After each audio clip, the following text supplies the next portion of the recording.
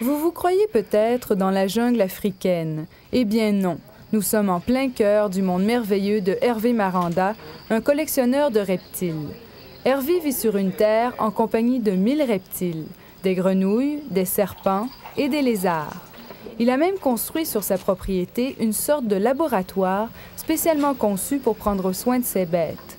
La passion de Hervé pour les reptiles remonte à son enfance. Aujourd'hui, ce jeune homme de 29 ans possède la plus grande collection de reptiles au Québec.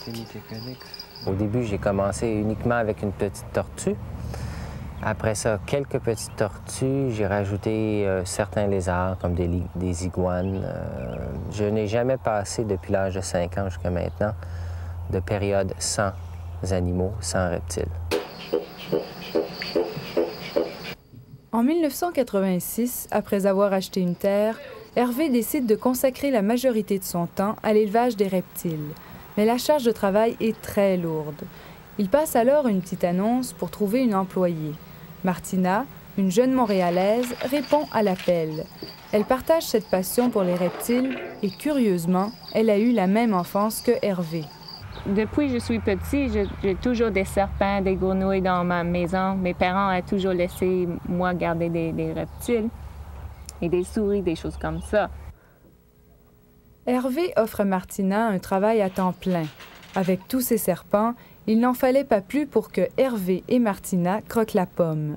Aujourd'hui, c'est en couple qu'ils cultivent leur passion pour les reptiles.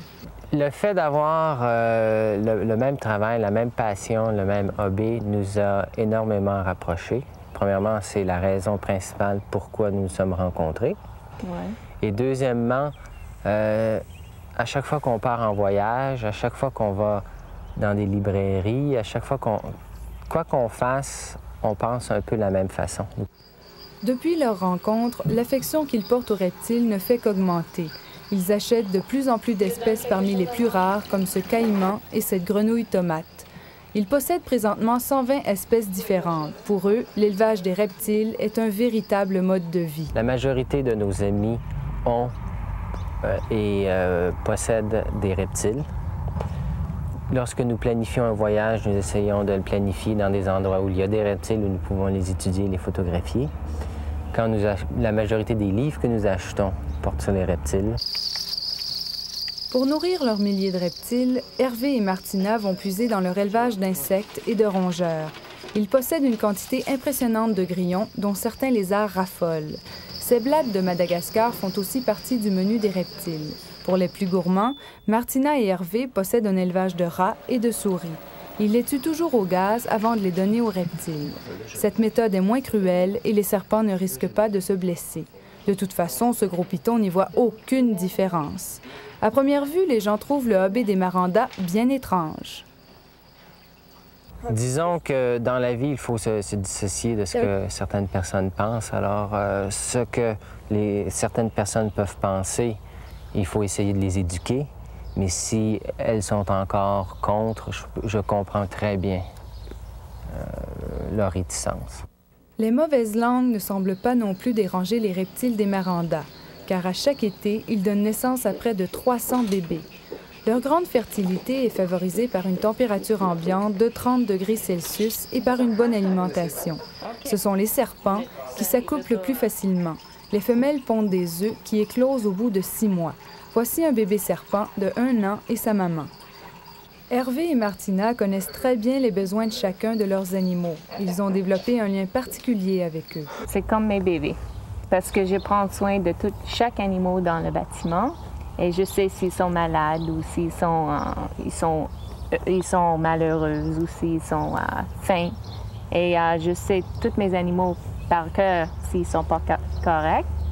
Martina et Hervé ne sont pas les seuls dans la famille Maranda à adorer ces animaux. Les parents d'Hervé, tous les deux dentistes, se sont familiarisés très tôt aux reptiles de leur fils. Chaque semaine, ils viennent donner un coup de main à Hervé et Martina. Pour Monsieur et Madame Maranda, ces reptiles sont des animaux très charmants. Il y a beaucoup de muscles. Je vois pas ce qu'il y a de répugnant. C'est froid peut-être un peu, mais c'est lisse, c'est pas désagréable. Oui, on peut toucher une peau d'un serpent. C'est doux. Ensuite, c'est très soyeux. Et les couleurs sont tellement géométriques. Si on y pense un peu, c'est même c'est plutôt agréable et joli. Pour partager leur amour des reptiles avec encore plus de gens, Hervé et Martina réalisent un grand rêve. Ils construisent un vivarium qui abritera toutes leurs espèces tout en offrant plus d'espace aux reptiles. Leurs principaux objectifs? Apprendre aux gens à aimer leurs petites bêtes exotiques et sauvegarder les espèces en voie de disparition. D'ici 60 ans, il a été calculé que toute la forêt tropicale serait détruite.